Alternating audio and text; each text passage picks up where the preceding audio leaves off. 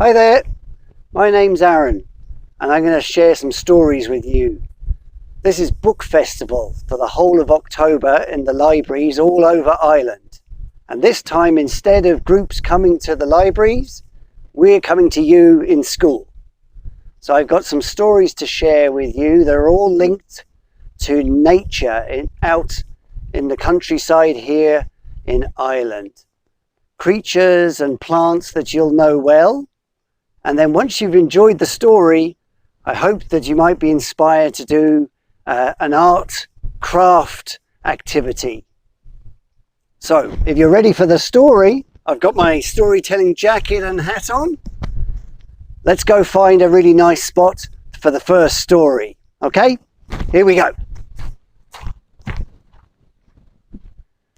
Welcome to the story of the little mouse and the big juicy acorn.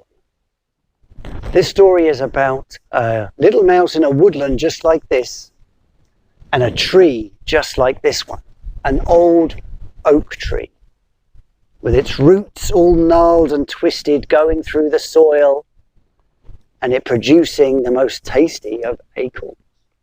Perfect food for a hungry mouse. And a day much like today, a little mouse was looking for food. And he was very hungry. As he searched, he got nearer to the old oak tree and he smelt something very tasty. As he moved forward through the leaves, he spied the biggest, juiciest acorn he had ever seen. He couldn't believe his luck. He quickly moved forward, not wanting to lose out on this amazing acorn. And just as he was about to sink his teeth into the acorn, it moved. Now that had never happened before. The mouse wasn't sure what to think. But he was too hungry. He crept forward and he leapt at the acorn. And just as he was going to land on it, it moved again, closer to the base of the tree. Now this was very strange. The mouse should have now listened to that feeling in the back of his mind, or maybe it's in his gut. There's a warning. Should acorns move? But the mouse was very hungry. So he crept forward again, and this time took a huge little mouse jump. And just as he was about to land on the beautiful acorn, it moved again. This time disappearing down a little hole, and he could hear it pop, pop, pop, rolling, bouncing down in the darkness under the tree. Now this is very unusual, isn't it? The mouse really should have thought about it, but he went to the hole. He looked down the hole, he saw a row of steps, and the acorn bounced through a door at the bottom of the steps. And without thinking, because he was very hungry, he raced down the steps, through the little door to find the juicy acorn. And bang, slap, slam, the door was closed behind him, and a little man with a big white beard and a very smart green suit locked the door with a little smile and said, "Ah, you foolish little mouse, you fell for my trap. And now you're going to work for me. I've got a pile of dishes and a dirty room to clean, and I want my dinner when I get back." And very quickly he unlocked the door, went through it, shut the door behind him, and went up the steps, laughing and swinging the key. Now the little mouse was trapped. He ran around and around that little house underneath the tree and couldn't find any way out. No windows. The ground was solid. No way out. The door locked. But mice have very good eyesight. And something caught his eye. Underneath the little guy's table was a rug. The rug was old and a bit worn. You could see through the rug if you have sharp eyes, and something was glittering and catching the light. Mice are very curious, and this was obviously something hidden. He went to have a look. He pushed back the table, pulled back the rug, and there was a trap door. He opened the door. Do you know what he found? A diamond. Now, diamonds are no good to hungry little mice. But the mouse knew that this must be very special to the little guy. So a plan formed in his mind, and he set about it. So the little fella comes back, bouncing down the steps, but he can't smell any dinner. He looks through the little window in the door, and he can't see any little mouse. And he can't see any change. Lots of dirty dishes still. He's getting angry now. He opens up the door and swings it wide. Looks around, he can't see the mouse. But then he notices that the table isn't in the right position. The rug has been moved. He races over. He pushes the table back. He pushes the rug out the way. He opens the trapdoor. The diamond has gone. And then slam, bang, crash. The door closes behind him. And the little mouse who was hiding behind the door runs up the steps as quick as he could, in his mouth the biggest diamond he'd ever seen, and out of the tunnel under the roots, and out through the leaves, and away as quick as the little mouse's legs could carry him. So you see, it's always good to just check in with your gut, your instinct, that little warning in your mind when something strange happens. The little mouse got away, and he would never chase a moving acorn again. And if you want to know what he did with the diamond, well, that's another story. See you next time. Okay, so hopefully you enjoyed the story and you're ready to make something. So with this one, we're going to make a little mouse, like you saw or heard about, the hungry little mouse. And for these activities, you just need nature materials. Yeah, so we're looking for a little bit of clay or Play-Doh, plasticine, depending on what you have in school. And then maybe you can bring them in with you. You're just looking for some twigs and leaves, whatever you can bring in, or what you might even have in your schoolyard if you're lucky to have a tree and some vegetation in the schoolyard. And then for this story, it is good to have an acorn or something else that a hungry mouse would love, you know, like a big nut or a big seed of some kind. Okay?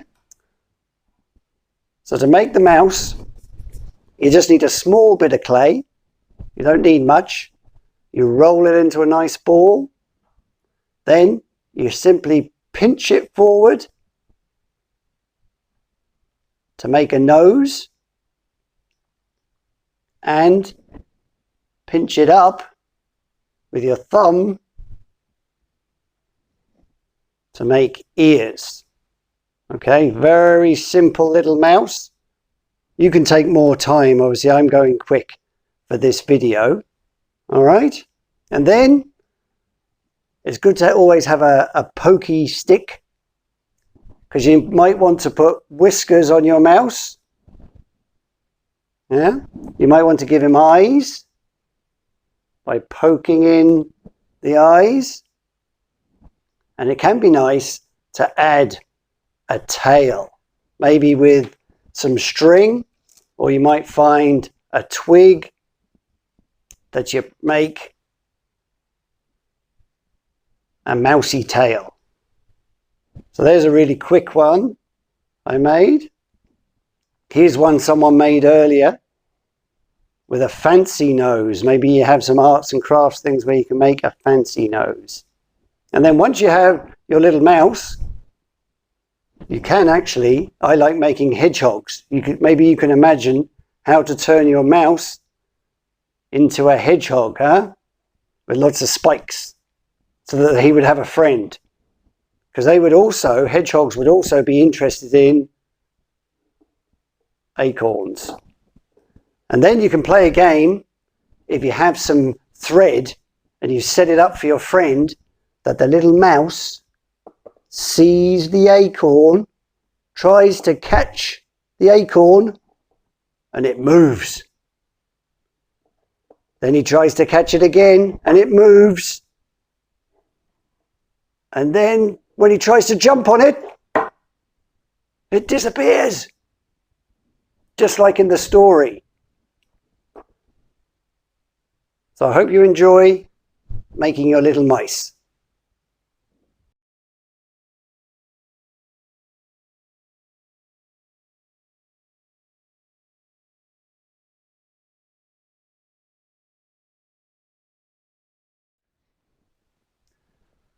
So I've come here because I want to tell you a story about an amazing creature that lives in places like this. Still water, like a quiet river or a small lake or large pond. You might see a real life. Well, you'll find out at the end of the story. So this story is about a long, long time ago when there were no people. It was just animals, and they were still trying to work out the best way to be and the best way to live. And they had help because there were wizards. Now, not like Harry Potter wizards, not people wizards, although we might call them the little people. Tiny little guys that maybe looked a bit like you and I, maybe not at all. But their job was to sort out and help out wherever they could the animals. So this story is about the woodland wizard. In a place like this, living in a little place in the middle of the trees and the forest, and enjoying the simple life. Until there was trouble. And on one day in particular, there was a big noise outside and a crashing. Bzzz, bash, bzzz, crash, bzzz, slap, as something flew through his door and right into his table. He looked down and picked up a little bee, a bumblebee. But it looked very strange. What have you done? He said, "Oh, woodland wizard, I've made a terrible mistake. I wanted to be able to fly much faster and further to get the pollen. So I got myself some super duper wings, 4 beauties." "I can see that," said the wizard. "But now I can't get anywhere near the flowers. These wings lock and fly and I'll take the head straight off them before I get anywhere near them. We're all going to starve." The wizard said, "Don't worry, I'll help you." And he used his magic and popped off the 4 big wings and went through his drawers looking for some replacement wings. He said, "Actually, I'm a bit short on wings. I've only got 2 little stumpy ones. They might not be big enough for you. We'll give it a go." And pop, pop, he put on the little wings to the little furry round bee. And the bee went, bzzz. And he wasn't very stable and he couldn't fly very straight. Bzzz. But he was happy. "Oh, these are perfect. I can get right in close to the flowers. Brilliant." And bzzz, off he went. So the wizard started to pack up his things when suddenly more noise from outside. Rolling in came this mess of black hair and legs, a ball of craziness, bang, bang, bang, crash, rolling around. "Oh, I can't. Oh, help, help." He bent down and pulled up and put on his table. He couldn't tell what. He started unpicking legs in all directions. I said, "Oh, wizard, help me." He go, "What are you?" He said, "I'm a spider. I just went for maximum legs so that I could make a web really quick." He go, how many legs have you got? He said, oh, I don't know, I just kept adding them onto my head and onto my belly and onto my... I can see that. Help me. Okay, so using his magic, he took off the extra 2 from the spider's head and put them down. He took the extra 2 from his belly, pop, pop, and put them down. He took the extra 2 from his... and put them down. And checked that the 4 on this side and the 4 on this side were all nicely spread out. And he looked well. And the spider was like, ah, I can do a tap dance. That's perfect, thank you. And off he went. The wizard was thinking, surely I can clear up now. But then, hop, hop, crash. Oh, I thought that was the door. Hop, hop, hop, crash. Oh, I didn't even see the leg of the chair. Hop, hop, hop, bash. Like, what? Any guesses? A frog. He picked him up, put him on the table, but a very strange frog. He said, Frog, what have you done to your eyes? And the frog was like, oh, I've got such a bad headache. I decided to put on really cool eyes so that I could see much better. These guys, I can see hundreds of things at once. But it's given me a terrible headache and I can't shoot at anything. I'm trying to get the flies. I keep missing. You've got to help me, wizard. So the wizard looks at the frog and, hang on, he said, and looked in his drawers. He said, I'm really low on eyes. All I've got are these big round ones.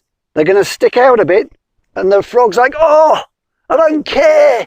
Just get these guys off me. So he used his magic and popped off the eyes, put them down, and plopped on, plop, plop, the 2 big bulgy eyes. And the frog looked around. He said, these look great. I can see in the round. I think I can aim great with these. Thanks a lot, woodland wizard. And off hopped the frog. Hop, hop, hop, hop, hop, hop, hop, hop, hop. Whew. So hopefully now the wizard thought, I'm going to shut up shop. So just as he turned to go and close his door, he saw a flash of green and a flash of bright blue. And loads of birds cawing in the sky. And a flash and whoosh, straight through the door and under his legs. What was that? And something went, for goodness sakes, close the door, they're after me. So he closes the door and goes over to look under his chair, and there is a little green lizard. But not an ordinary green lizard, a green lizard with a shocking electric blue tail sticking up in the air. He puts him on the table and, Lizard, what have you done with your tail? He says, I wanted to look fancy. I'm a boring green and browny lizard. Nobody thinks me special. Have you seen what Peacock has done? So I chose a beautiful, shocking, electric tail. But it's a disaster. The birds can see me from a mile away. If I didn't have my magic release button and then grabbing my tail and it coming off and me getting away, I'd be long gone by now. But as soon as it grows back, it's bright blue again. You've got to do something. The wizard thought, okay. Luckily, I've got plenty of lizard tails. So, one more time with his magic, popped off the blue tail and put on a nice normal green wiggly one. The lizard said, be careful, as it's still got the magic release button. He checked. Still got the magic release button. You'll be all right. The lizard said, thanks a lot, wizard. And off he went. And none of the birds could see him. So the wizard then looked down on his table and saw that he had quite the collection of bits and pieces. It gave him an idea. He took some clay from the river, because that's where clay comes from, and moulded a shape. And he put on the special eyes from the frog that can see hundreds of things at once. He put on the 6 legs, 3 on each side from the spider. He put on the huge 4 wings he took off the bee. And to finish it off, he plonked an electric blue tail on the back. And he did his magic. And it came to life and hovered in the air like a helicopter. It could fly like a helicopter. It could fly like a jet plane. They can actually fly backwards and apparently upside down. With their eyes and their speed, they're serious predators, and they have bright blue electric tails, or sometimes green.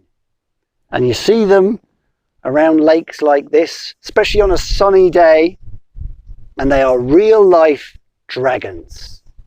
Do you know what I'm talking about? Dragonflies. And they are fierce and really, really impressive creatures that we can see here in this country that look like they've come from outer space. But they're just brilliant. So keep an eye out for dragonflies and their little friends, the damselfly. Hope you enjoyed the story of the Woodland Wizard. Bye. Hi there. Welcome to my nature table. And we're going to do a craft activity after you've listened to and enjoyed, hopefully, the Woodland Wizard. So in the Woodland Wizard, the wizard made an incredible creature just out of a bit of clay, can be plasticine or Play-Doh, and the bits that he collected.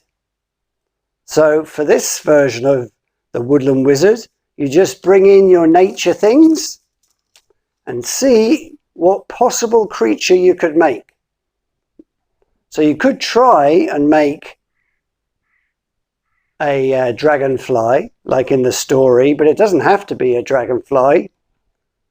We call them making blobsters.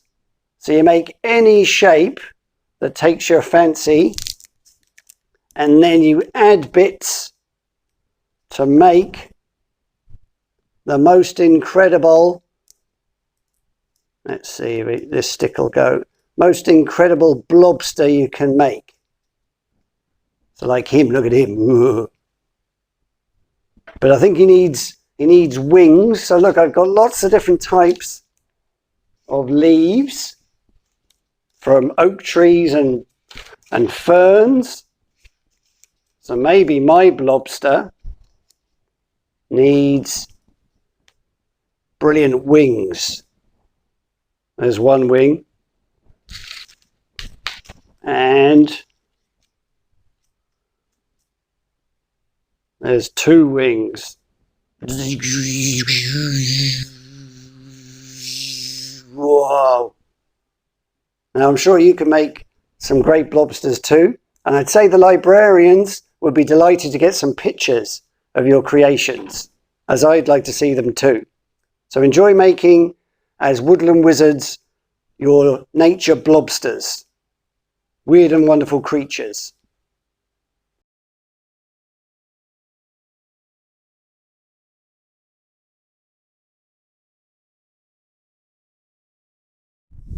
So this story is about 2 trees.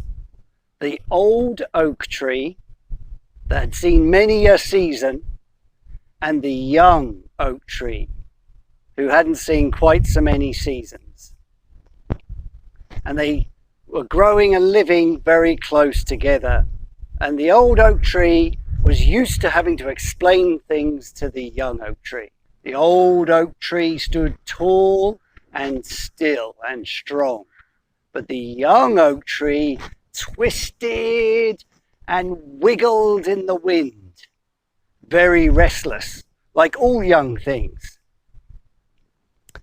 So it was in the winter, when it was cold and wet, and the young oak tree was twisting and complaining because its roots were in the cold, wet soil, and the young oak tree didn't like it. Oh, he said, it's cold and wet. and ow! What is that? I don't believe it. I've got a rock in my way. And the old oak tree just went, oh dear. Because he had explained this before. He said, little oak tree, you have to grow your roots down in the winter if you ever want to be big and strong like me. So don't worry, use that rock. Wrap your roots around the rock and you'll be stronger. And the young oak tree said, all right, but I don't like it. But luckily, winter turns to spring. And the little oak tree was a bit bigger and stronger, and it was getting warmer, and the sun was coming out. And the little oak tree looked at its stronger branches and noticed, I've got spots! I've got red things growing on my branches! Boils! I must be diseased! And the old oak tree sighed, oh, they're your buds! You've got to have buds if you want to have leaves. You want to look smart in the summer, don't you? Oh, yes, thought the little oak tree. They're my buds. Of course I want leaves. So spring moves into summer. And now the little oak tree is very smart, covered in leaves. A very fancy green coat that he shows off to all around. And one day he was looking down one of his branches in his beautiful green coat when he noticed something crawling along the branch, and it tickled. I've got bugs! I'm infested! They're eating my leaves! They're eating my leaves! And the old oak tree shook his head slowly. Oh, don't worry, little tree. They can't eat all your leaves. And anyway, our leaves are a gift to the animals of the woodland. Now, do you like birds? If you like birds, you have to have caterpillars and bugs. The birds eat them. And do you like butterflies? You can't have butterflies without caterpillars, and caterpillars need leaves. Oh, thought the little oak tree. I do like butterflies, and I love birds nesting. Okay, so eat my leaves, the little oak tree said. Eat away, because you can't eat them all. My gift to you. He felt very proud. But then summer turns into autumn. And the days get shorter and it starts to feel a bit cold. And the little oak tree drew his green coat round him against the wind. And then he noticed something on his branch. He shouted. My leaves! They're turning brown! And I've just lost one! One's fallen off! I think I'm going to die! It's all over! And the old oak tree sighed again, said, little oak tree, don't worry. We always lose our leaves in the winter, or coming into winter, because the wind is going to blow. And if we keep our leaves, our branches might break. And you don't want that. And anyway, the leaves are our gift, once again, to the floor of the wood. It keeps the soil warm, keeps the frost and the cold away from your roots. And it also provides lots of homes for the animals that are going to sleep through the winter. You want them to be nice and warm for the winter, don't you? And the little oak tree thought, oh yes. Take the leaves, little animals. Enjoy a nice soft bed. It is my gift to you. said the little oak tree, very proud. And then autumn turns back into full winter, and it gets fully cold and wet again. And the soil is very freezy, and the roots of the trees grow down looking for grip. And the little oak tree went, "Ah! I don't like it!" And the old oak tree shook his head, and said, "Here we go again." So that's the story of the young oak tree and the old oak tree. I hope you enjoyed it. I hope you enjoyed the story of the young oak tree and the old oak tree. And now we're going to make something to go along with that story. And all you need, like all these activities, is some clay and some nature bits and pieces, leaves, sticks, little stones, pebbles, whatever you can bring along. So for this story is a bit different to the other activities, where you're going to make something that sits on a wall, or ideally outside in your schoolyard, if you have a tree or two, or spots that you can create faces. So, for example, imagine this is my tree. And we're going to make a face that sits on the tree with your clay. So one way of doing it is you squidge the ball of clay on the tree trunk, and then you make your like tree spirit face. These kind of things have been like really old stories of like people, the trees talking, or the fairies in the woods. So I'm doing this really quickly. You're going to take more time. But look, again, with your pointy stick or your pokey stick, you can make eyes. You can make them smile. They can look like people, or they can look like creatures. It can be anything you like. Let me see. And then you're always good to decorate with some colours. Let's see, we could add some leaves. How does that look? He's starting to come. And just imagine the person that comes round the corner or comes to school and sees these little faces all over the yard. I think they'll be a good surprise or a bit of fun. Okay, so enjoy making your tree spirit.